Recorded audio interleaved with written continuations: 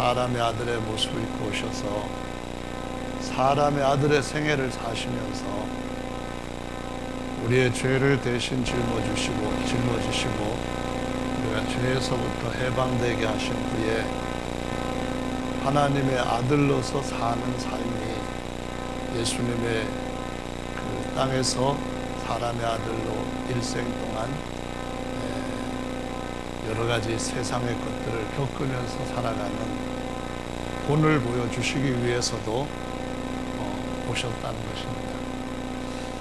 그래서 우리가 본을 잘 본받으면은 예수님처럼 될 수 있다는 것을 증명을 해 주신 것입니다. 그래서 오늘 이 말씀은 예수님이 우리에게 친히 사신 삶을 통해서 샘플로 보여주신 것이라는 사실을 우리가 일단 이해를 하고 하나님의 말씀을 같이 살펴보도록 하시겠습니다. 예수님은 굉장히 어려운 삶을 사셨는데 그럼에도 불구하고 그분이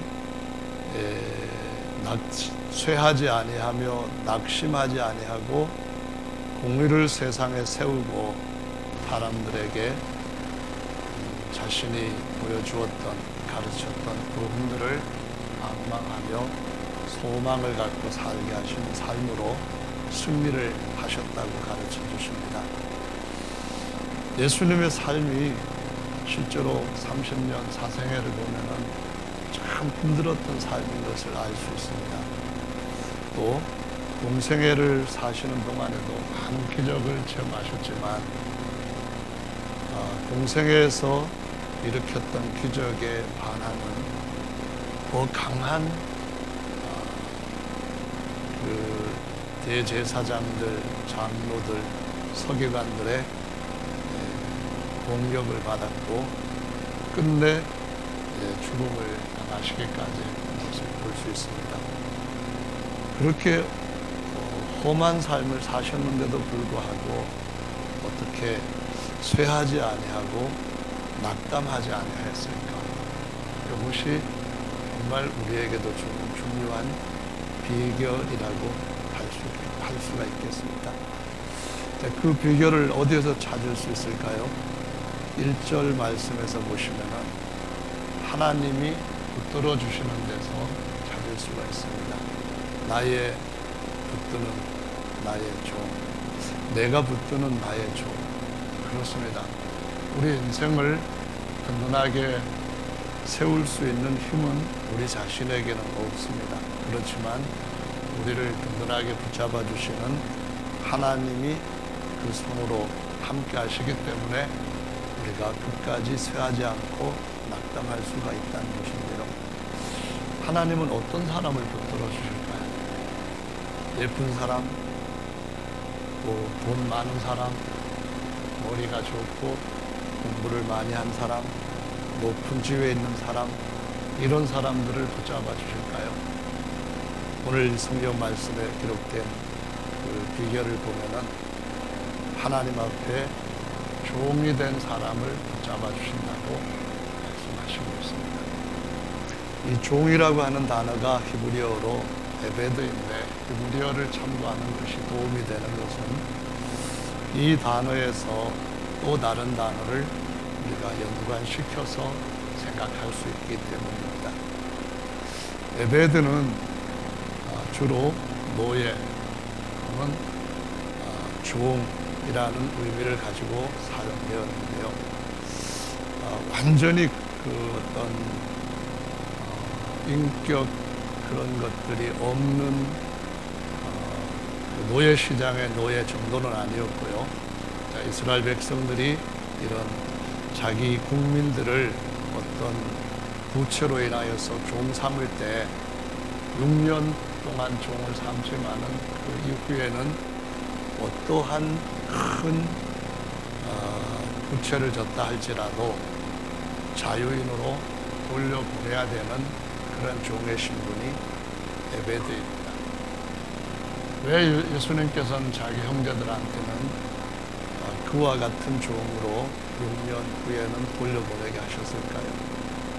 이방인과 다르게 하나님께서 선택한 백성들 간에는 이방인들 간에 없는 것들, 이방인과 선민 간에 없는 것들, 오직 선민들 안에만 있는 아주 중요한 그러한 관계의 가치를 갖고 있는데, 이것이 어떠한 큰 문제로 인하여서 깨졌다 할지라도, 주종관계로 맺어졌다 할지라도 그 이후에는 회복이 돼야 된다 하는 것을 보여주시고 있는 거죠.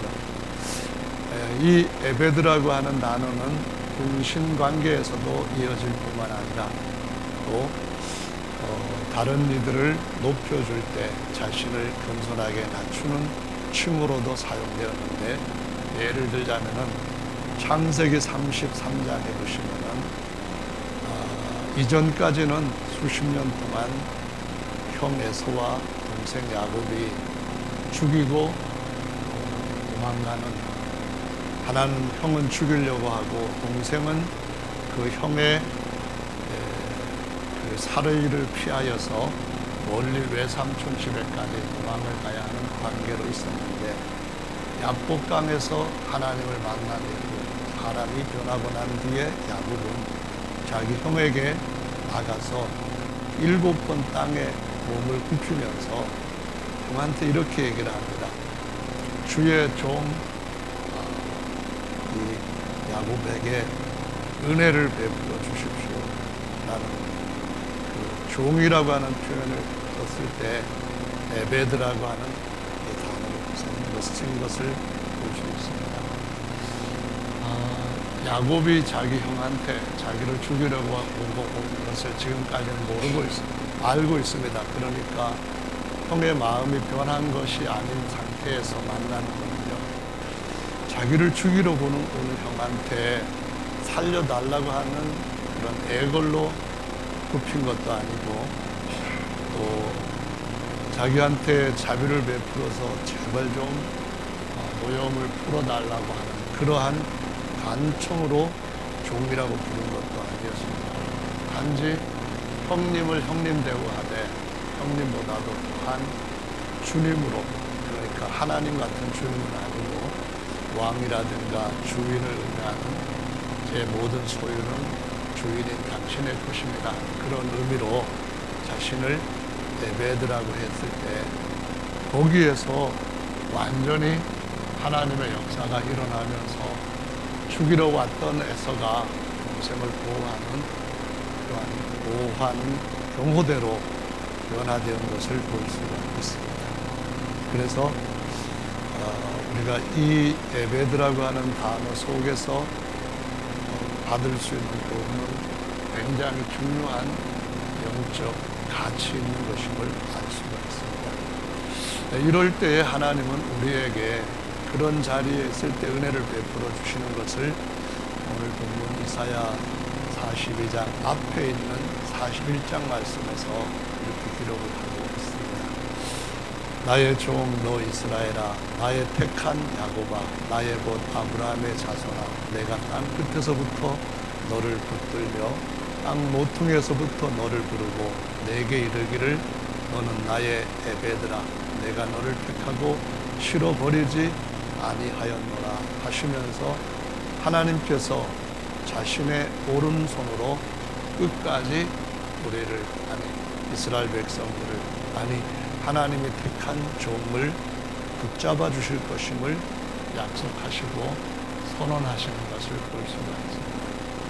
하나님이 손을 놓치지 아니하시면 우리가 끝까지 쇠하지 않고 흔들리지 않고 설 수 있게 될 줄로 압니다.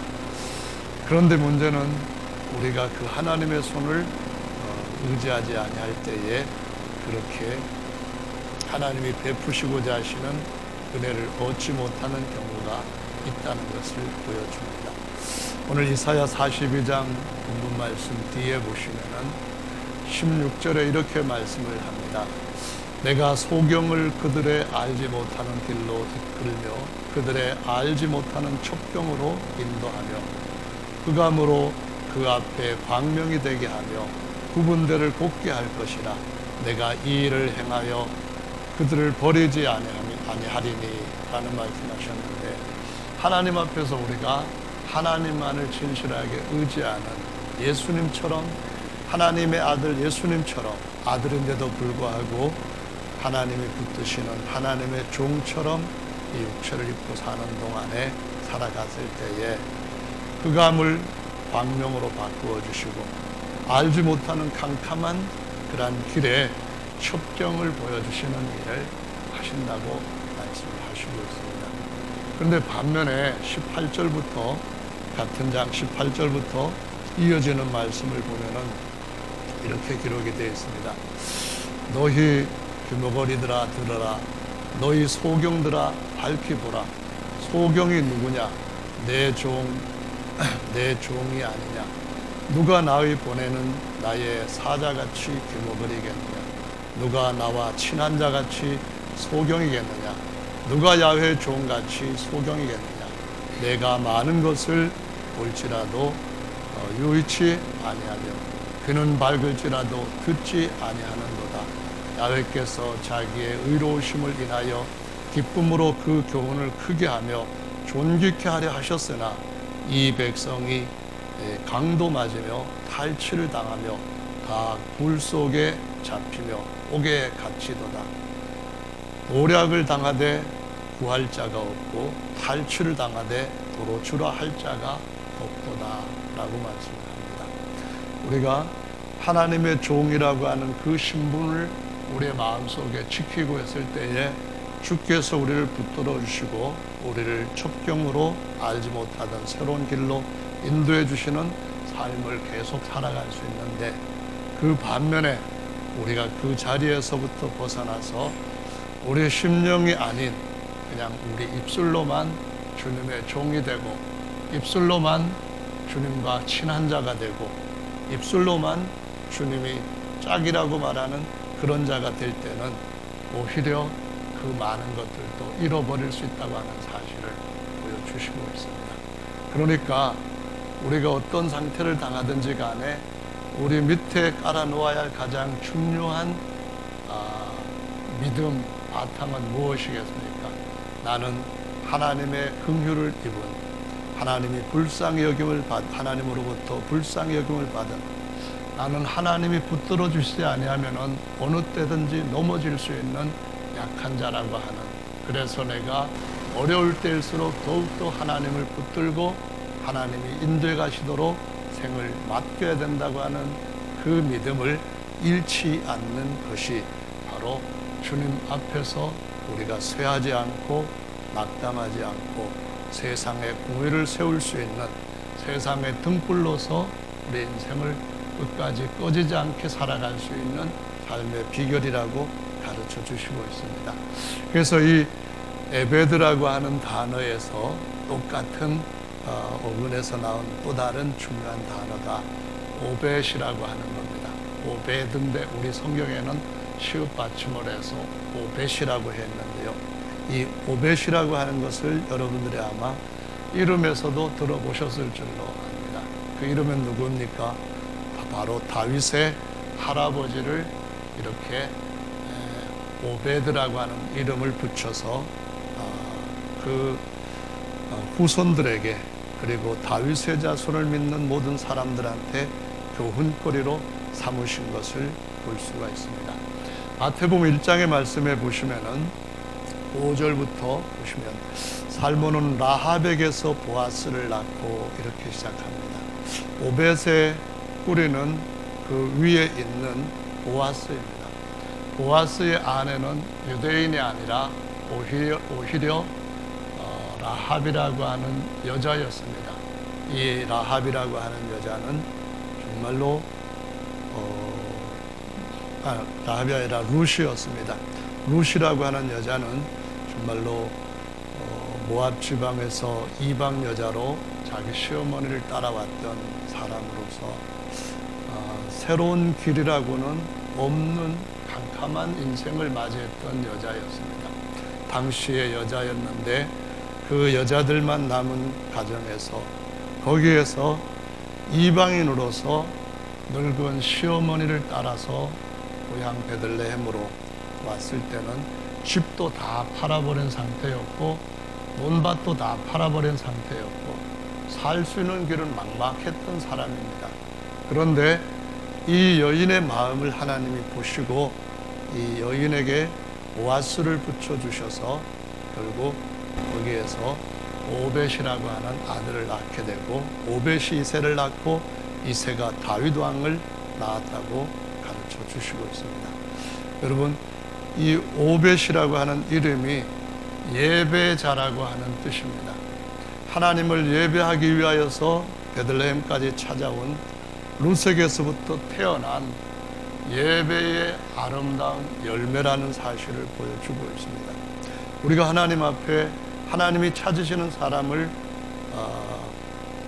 어떤 사람이라고 성경에서 가르쳐 주는지를 유심히 살펴보면 창세기에서부터 마태복음 2장에서나 요한복음 4장에서나 예수님이 직접 오셨을 때나 아니면은 그 이전 하나님께서 아담을 부르셨을 때나 예배하는 자를 찾으신다는 것을 보여주시고 있습니다. 예배하는 자가 되기 위해서는 어떻게 해야 되느냐? 그것은 바로 하나님이 붙들어 줄 수 있는 사람이 되어야 예배자가 된다는 겁니다. 그 마음에 하나님 앞에 진실하게 주님을 의지할 수 있는 믿음을 가진 사람, 이런 사람이 바로 오벳이요, 이런 사람이 하나님께서 다윗의 아들로서 예수 그리스도의 그 모습에서 절정을 이루어 주고 있는 것을 볼 수가 있습니다. 여러분이 만약에 예수님처럼 이 땅에서 30년을 사셨다고 한다면 아마 한 분도 이 자리에 계시지 못할 줄로 압니다. 그러나 여러분이 만약에 예수님께서 하셨던 것처럼 하나님께서 그 손으로 붙들어주는 삶을 하신다고 한다면 이 자리에 계시는 것은 물론이고 앞으로 더 험하고 어려운 일을 만나도 여전히 거기에서 하나님 앞에 종으로서, 더 나아가서 하나님을 예배하는 자로서, 오벳으로서 주님을 기쁘게 해드리는 삶을 살 수 있을 것이라고 확신합니다. 이사야 말씀에 보시면 여러분 잘 아시는 것처럼 바로 이 42장 말씀에서 가장 중요한 것은 우리에게 우선적으로 깨닫게 하시는 것이 있는데, 그 예수님은 다른 이들보다도 얼굴이 많이 상하였다고 말씀을 합니다. 정말 예수님이야말로 여기에 상하고 저기에 상하고, 특별히 그의 체면이고 뭐고 없을 정도로 옷 모양이 상하였던 분입니다. 그렇게 상하였던 분인데도 불구하고 하나님께서 그를 붙드심으로 인류 역사에서 그분처럼 수많은 고생을 겪은 사람 없음에도 불구하고 그 나사렛 젊은이처럼 세상을 바꾸어 놓고 영원토록 그들의 삶을 완전한 대로 올리고, 뿐만 아니라 자신도 다른 누구보다도 지극히 높이 들려서 지극히 존귀하게 하나님의 오른손으로 하나님의 우편에 앉힘을 받은 사람은 없다는 것을 보여주시고 있습니다. 우리는 그냥 이런 말씀들을 읽을 때에 예전에 있었던 그냥 그때의 이야기로만 듣는 경향이 있습니다. 하지만은 그 말씀은 여전히 살아있고 지금 우리의 삶 가운데도 여전히 역사하는 말씀, 살아있는 말씀이라는 것을 아는 분들은 이 말씀을 경험하게 될 것입니다. 이사야 53장에 이어진 말씀을 보면은 그는 하나님의 팔이었지만, 하나님의 강한 팔이었지만 그것은 그 육체의 팔이 아니었고 하나님의 팔이었다는 사실을 깨닫는 것이 중요합니다. 예수님의 육체의 팔은 나무를 자르는 목수의 팔에 불과했지만은 그를 붙들고 계시는 그 안에 계시는 하나님의 충만으로서 야훼의 팔은 정말 강하고 쇠하지 않는 팔이었고 모든 사람들을 죄와 사망에서 끌어내줄 수 있는 팔이었습니다. 그런데 이 팔을 의지했기 때문에 그 약한 삶을 살았던 예수님도 승리할 수 있었습니다. 저와 여러분들이 오늘 어떤 약함을 갖고 있든지 간에 그 자체는 그렇게 큰 문제가 되질 않습니다. 오히려 하나님의 팔을 의지한다면 그것이 하나님께서 우리를 더 높은 곳에 하나님의 오른손으로 하나님의 우편에 앉힐 수 있는 좋은 조건이 될 수 있다고 하는 사실을 가르쳐 주시고 있습니다. 예수님은 마른 땅에서 나온 줄기 같고 아주 연한 순 같다고 말씀을 했습니다. 예수님에 대한 묘사가 이렇다는 것은 정말로 우리가 어디 바깥에 가서 밭이라든가 들을 볼 때에 그냥 메마른 땅에서 나온 그 식물의 약한 모습, 그 모습을 보시면 됩니다. 제가 지난주에 몽골을 갔다 왔는데 몽골에서는 채소를 거의 100% 수입을 합니다. 왜냐하면 몽골 땅이 척박하기 때문에 채소 재배를 하기가 정말 어렵기 때문에 그런 데서 어떻게 나온 그런 식물 같은 것들을 보면 정말 볼품 없습니다. 그런데 예수님은 똑같이 유대 광야와 같은 그런 땅에서 나온 마른 줄기와 같고 연한 순과 같고 온 모양도 없고 풍채도 없고 사람들 보기에 흠모할 만한 아름다운 것이 아무것도 없었다고 말씀합니다. 그는 멸시를 받아서 사람들한테 실어 버림받았다고 말씀합니다. 우리가 이 정도로만 대우를 받았다고 해도 세상 사는 맛을 잃어버리게 될지 모릅니다. 어떤 사람이 하는 얘기로 모든 것들을 다 재산을 잃어버리고 사업에 실패하고 어느 날 마포대교 쪽으로 돈이 없어 걸어가는데 누가 와서 붙들더랍니다. 제발 하지 말라고, 제발 그런 일을 하지 말라고. 근데 이 사람은 돈이 없어서 다리를 그냥 걸어가려고 걷고 있는 중인데 다른 사람들이 생각할 때는 마포대교 밑으로 내려가려고 하는 걸로 착각을 하고 그렇게 했다고 하는데 예수님께서 간고를 많이 겪었다는 말씀, 질고를 아는 자라고 하는 말씀, 이것은 굉장히 가난한 삶을 살아서 굉장히 많은 어려움들을 겪었다는 겁니다. 가난의 큰 고생, 이런 것들을 곁에서 보고 있는 사람들이 볼 때에 눈을 가리고 얼굴을 가리고 보지 않음을 받은 자, 투명인간처럼 보고 멸시를 당하고 하나도 귀히 여김을 받지 않았던 이러한 인생의 삶을 살았다고 가르쳐 주십니다. 여러분, 저와 여러분들이 이렇게 살았다고 한다면, 이렇게 지금 살고 있다고 한다면 정말 낙심하지 않을 수 있습니까? 정말 이런 삶을 살고 있는데도 불구하고 그 마음속에 소원을 갖고 무언가 자신이 알고 있는 것을 다른 사람들한테 든든하게 전해줄 수 있는 삶을 살 수 있습니다. 주님이 우리에게 이와 같은 모습을 보이시면서 33년을 사셨던 이유는 세 가지 것으로 요약될 수 있습니다. 첫째로는 최약으로 최강을 이긴다는 것입니다. 하나님의 약한 것이 사람의 가장 강한 것뿐만 아니라 피조물 속에서 있는 어떤 권세나 능력도 다 이길 수 있고 하나님이 만드신 모든 피조물 물론이고 거기에서 죄악으로 인해 생긴 사망의 권세까지 가장 약한 예수 그리스도의 육체, 그 힘없는 뿔도 발톱도 없는, 이빨도 없고 아무 공격할 만한 무기도 없는 그런 어린 양을 가지고 그것도 십자가에서 못 박혀 죽는 저주까지 뒤집어 쓰는 이 사건을 통하여서 이기셨다고 하는 것을 보여주시고 있습니다. 이것은 우리에게 두 번째 의미를 주고 있습니다.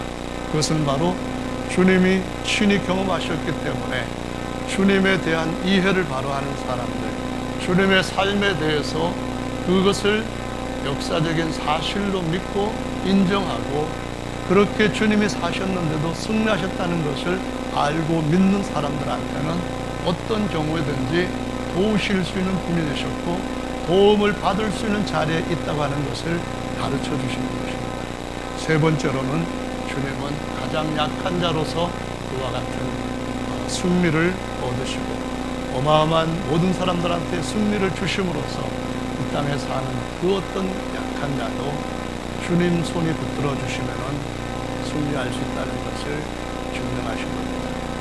주님 손이 붙들시기 위해서 주님 앞에 겸비한 마음을 갖고 살아간다고 한다면 주님은 결코 상한 갈대도 꺾지 아니하시고 꺼져가는 심지도 끄지 아니하시고 은혜를 베푸신다는 것을 보여주시고 있습니다. 주님의 손이 오늘날 우리와 함께하는 그 증거, 그 사실을 어떻게 알 수 있습니까? 그것은 바로 오늘 본문 말씀에서 나오는 것처럼 하나님께서 신을 부어주시는 것을 통하여서 주님의 손이 함께 하신다는 것. 하나님의 영이, 하나님의 성령이 우리 가운데 역사할 때, 하나님의 성령에 우리가 붙들려 살 때, 하나님의 성령이 우리 속에서 샘물처럼 돌려지고 샘물처럼 보여준 그 샘물이 점점 양이 더해져 가서 허리를 적시고 헤엄을 칠 만큼 점점점 더 많아져 갈 때에 이것이 바로 예수님께서 친히 자신이 이겼던 승리의 비결이었음을 보여주시는데, 누가복음 4장 18절의 말씀에 보시면은 주의 성령이 내게 임하셨으니 이는 가난한 자에게 복음을 전하게 하시려고 내게 기름을 부으시고 나를 보내사 포로된 자에게 자유를, 눈먼 자에게 다시 보게 함을 전파하며 눌린 자를 자유케 하고 주의 은혜의 해를 전파하게 하려 함이라 하셨더라고 말씀하고 있습니다. 하나님의 성령의 충만함을 받는 비결은 우리가 알고 있습니다. 첫째로는 마음이 겸손한 자에게 하나님의 영은 임하게 되어 있습니다. 마음이 겸손하지 못하면 물은 낮은 곳으로 흐르는 것 같이 하나님의 은혜는 우리 속에 흐르고 채워질 수가 없다는 것을 보여줍니다. 누구든지 마음을 겸손하게 갖는다면, 누구든지 주님이 붙들 수 있는 낮은 마음, 겸비한 마음을 갖는다면 주님의 은혜는 어느 때처럼 이슬처럼 비처럼 내릴 것임을 가르쳐 주시고 있습니다. 요한복음 3장에서도 보면은 예수님께서 보잘것없는 인생이었는데도 불구하고 하나님께서 성령을 한량없이 부어주셨다고 증거를 하고 있습니다. 사도행전 10장 38절 말씀에도 보면은 하나님이 나사렛 예수에게 성령과 능력을 기름 부으셨음에 라고 말씀하셨는데요, 이 나사렛 예수라고 하는 말은 매우 의미가 있습니다. 왜냐하면 나사렛 지방은 정말 보잘것없는 지방이기 때문에 거기는 마른 땅과 같은 곳이었습니다. 사람이 살기가 힘든 곳이었습니다. 좋은 땅들은 다 돈 있는 사람들이 차지해서 살고 거기다 집 짓고 농장 만들고 양떼 키우는 그런 곳으로 삼았지만은 돈 없는 사람들, 힘없는 사람들은 꼴짜기로 황무지로 몰려가서 살게 되고, 그러다 보니까 나사렛 동네는 아무것도 선한 것이 나오지 못할 만큼 아주 참 황폐한 땅이었기 때문에 나다넬 같은 마음이 진실한 사람이라 할지라도 말하기를 나사렛에서 무슨 좋은 것이 나오겠느냐라고 말합니다. 나사렛에는 좋은 채소도 없습니다. 나사렛에는 좋은 과일도 없습니다.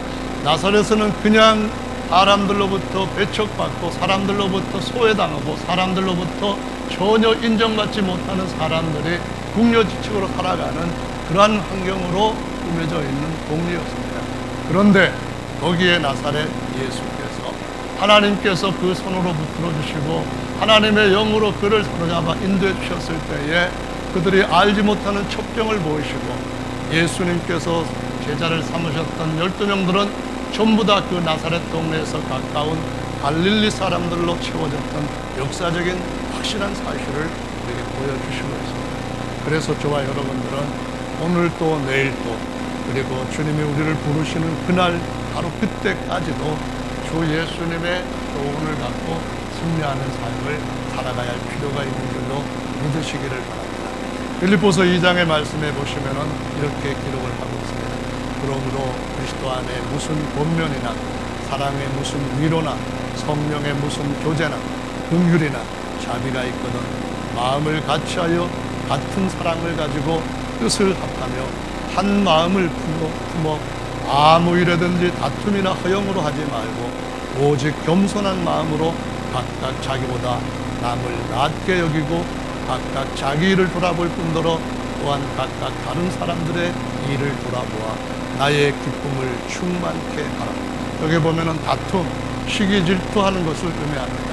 나보다 다른 사람들이 더 칭찬을 받거나 다른 사람들이 더 중요한 자리에서 하나님을 섬기고 있다고 하는 것으로 인하여서 스스로가 갖고 있는 평가로 자기 자신을 낮추고 그것에 대해서 어떤 마음의 불평이나 그것을 내가 꼭 해야 되겠다는 그러한 마음을 갖게 될 때에 이것을 가리켜서 허영이라고 하는 말을 표현합니다. 헛된 영광과 참 영은 다른 것이며 하나님께로부터 오는 영광은 영원한 것이고 하나님께로부터 인정받는 것은 앞으로 주께서 오실 날에 주님께서 한꺼번에 모아놓다가 주시는 것입니다.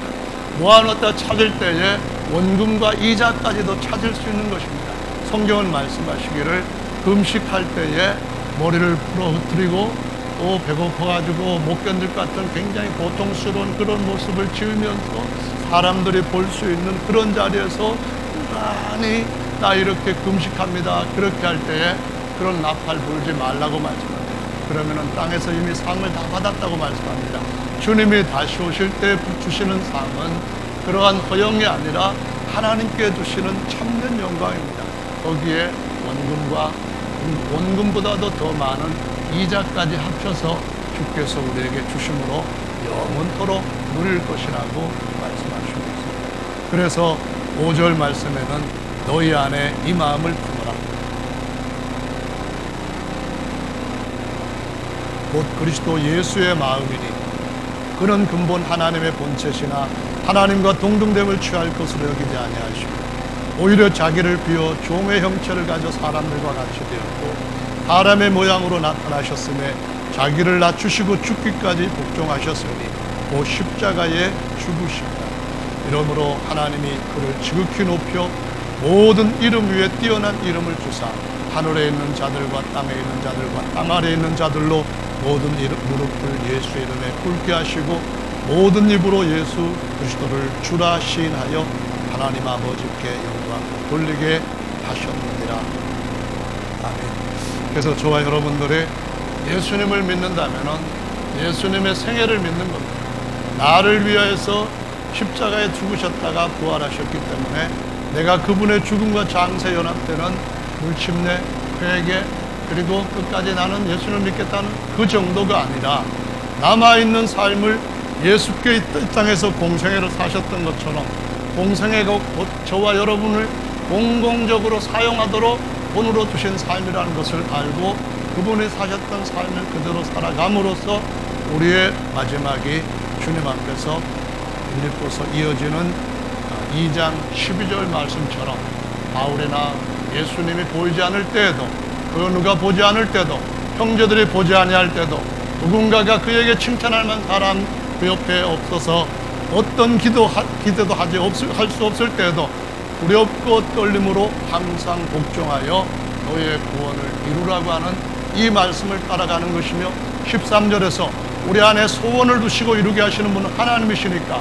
하나님의 성령의 권고하심, 하나님의 성령의 붙들어 주심, 하나님의 성령의 위로하심, 하나님의 성령의 강하게 하심을 따라서 계속적으로 주님께서 원하시는 일을 끝까지 이루어가기까지 쇠하지 않고 또한 포기하지 않고 흔들리지 않는 그러한 삶으로 승리하는 우리 모두가 되어야 된다고 가르쳐 주시고 있는 것입니다. 그래서 종은 오늘 본문 말씀에도 보면은 이런 소리를 합니다. 이 종은 소리를 높이지도 아니하고 외치지도 않는다 이렇게 말씀하시는데 마태복음에 보면은 이 말씀을 인용한 말씀이 12장에 기록이 되어 있습니다. 12장 15절부터 보니까 예수께서 아시고 거기를 떠나가시니 사람이 많이 쫓는지라 예수께서 저희 병을 다 고치시고 자기를 나타내지 말라 경계하셨으니 이는 선지자 이사야로 말씀하신 바 보라 나의 택한 종 곧 내 마음에 기뻐하는 바 나의 사랑하는 자로다. 내가 내 성령을 줄 터이니 그가 심판을 이방에 알게 하리라. 그가 다투지도 아니하며 들레지도 아니하며 아무도 길에서 그 소리를 듣지 못하리라. 상한 갈대를 꺾지 아니하며 꺼져가는 심지를 끄지 아니하기를 심판하여 이길 때까지 하리니 또한 이방에 그 이름을 바라리라 함을 이루려 하심이니라 라고 말씀합니다. 주님은 굉장히 많은 기적을 행하셨고 아주 엄청난 헌신과 희생을 가지고 병자들과 소외된 자들과 버림받은 사람들을 세워가는 일을 하셨습니다.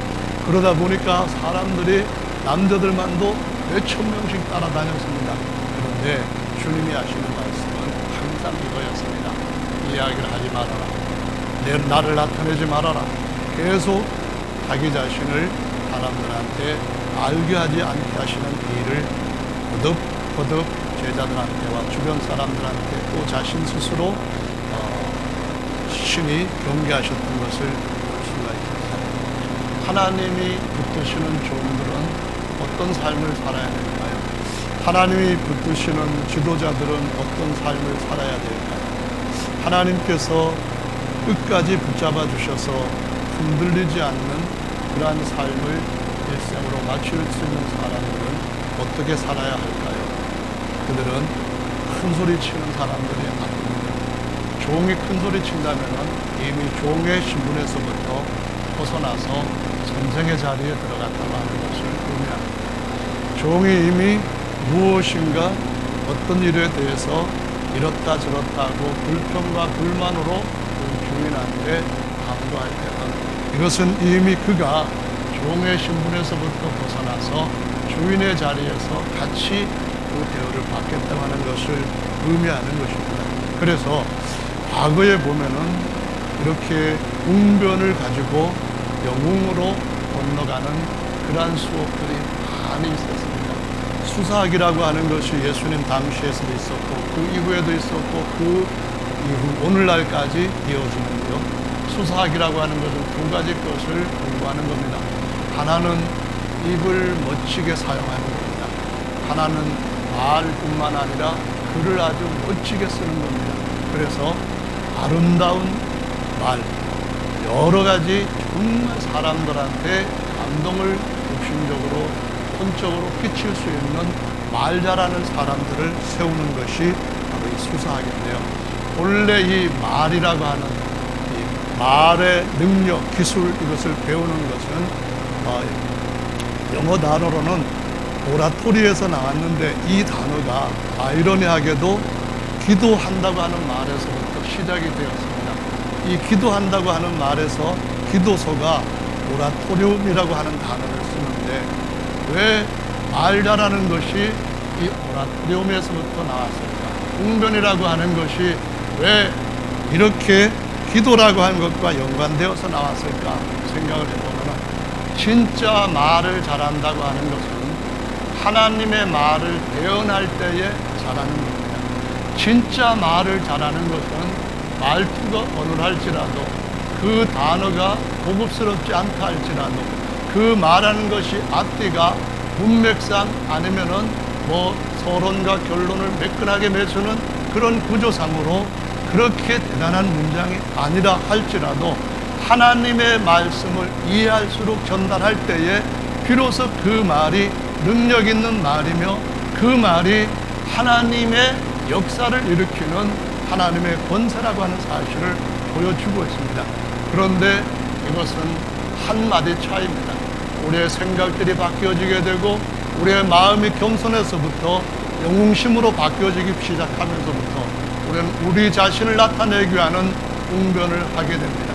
우리 자신을 광고하기 위해서, 우리 자신을 들내기 위해서, 우리 자신을 나타내기 위해서 어느 때부턴가 이 말 잘하는 나를 인정해 달라고 하는 그러한 쪽으로 서서히 자신도 모르게 변해감으로써 누가 내 종과 같이 소경이겠느냐, 누가 내 종과 같이 귀몰이겠느냐, 누가 내 종과 같이 내 친한 자와 같이 이렇게 깜깜한 사람이겠느냐, 이와 같은 상태가 되는데도 불구하고 스스로 깨닫지 못하는 상태에 들어간다는 것을 보여주신 것입니다.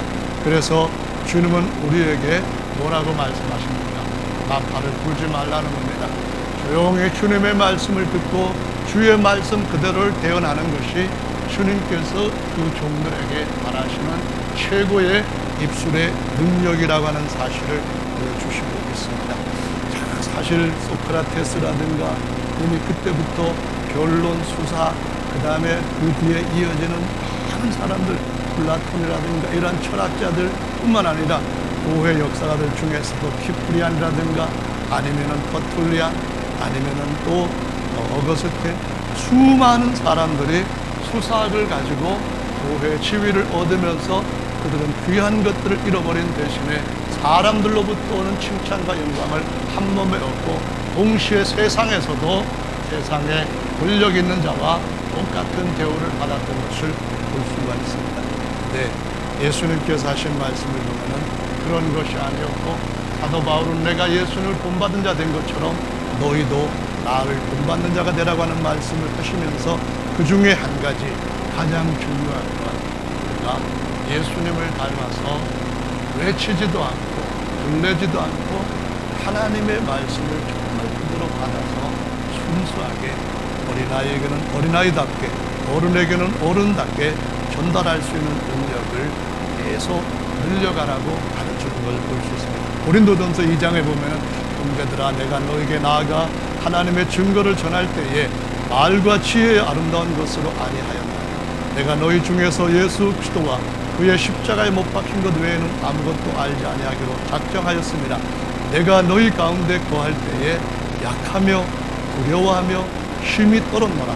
내 말과 내 전도함이 지혜의 말 권하는 말로 하지 아니하고 다만 성령의 나타남과 능력으로 하여 너희 믿음이 사람의 지혜에 있지 아니하고 다만 하나님의 능력에 있게 하려 하였노라. 우리가 이것을 말하거니와 사람의 지혜 가르친 말로 아니하고 오직 성령이 가르친 것으로 하니 신령한 일은 신령한 것으로 분별하느니라.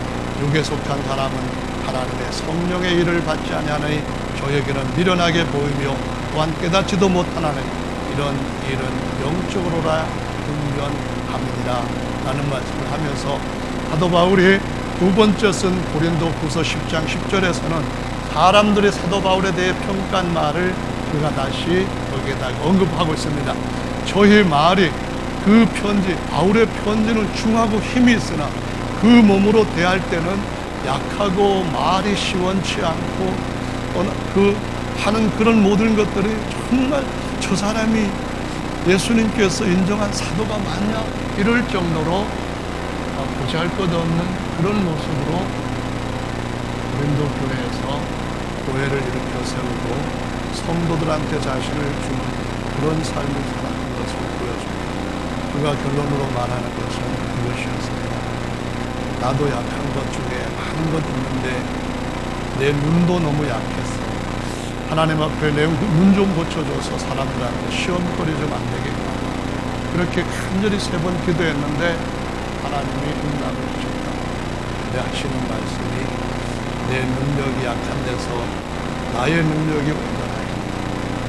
그러니까 온 것을 우리가 더 기도해 원하는 응답으로 받겠다 했을 때 내가 약함으로 하나님의 능력이 내 인생 동안 먹는다.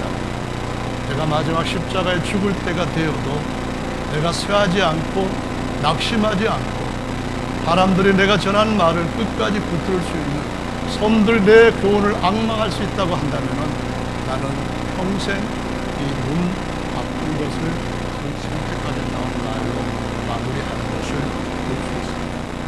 여러분, 주님은 어떤 사람을 정말로 붙들어서 세우시고 쓰실까요? 우리 모든 인생은 약한 가운데 여러분, 주님을 위하여서 살다가 베드로처럼 상처를 받을 수 없습니다. 베드로가 받은 상처는 그가 주님 앞에 기도하라고 했을 때에 자신을 믿고 기도하지 않다가 결국 예수님을 3번이나 부인하고 한 번 맹세하고 저주까지 했던 그런 상처였습니다. 자해였던 것과 마찬가지였습니다. 그런데 주님은 내가 마음은 원하지만 육체가 약하다고 하시면서 갈대 같은 그 베드로를 다시 붙들어 주셔서 갈대로 쓸 수 있는 또 좋은 많은 것들을 그를 통하여서 나타내신 것을 보여줍니다. 그 마음에 항상 달려있어야 할 것이 있습니다. 나는 지금까지 주님의 은혜는 사랑합니다. 내가 주님을 섬긴 것은 내가 아니요 주의 은혜로라고 하는 바울의 진실한 말이다. 하나님이 붙들어 줄 수 있는 종의 마음, 겸비한 마음, 주님을 위하여서 자신이 어디 지점까지라도 꺾여질 때까지라도 할 수 있다고 한다면 감사하는 마음을 가지고 살 때 주님은 더 크고 놀라운 강한 힘으로 또 다른 새로운 길로 역사하시고 영광을 더하여 주시는 승리를 안겨주실 줄로 믿으시기 바랍니다. 네, 일부 설교를 마쳤습니다. 2번, 3번 설교를 이어서 나에서 하나님을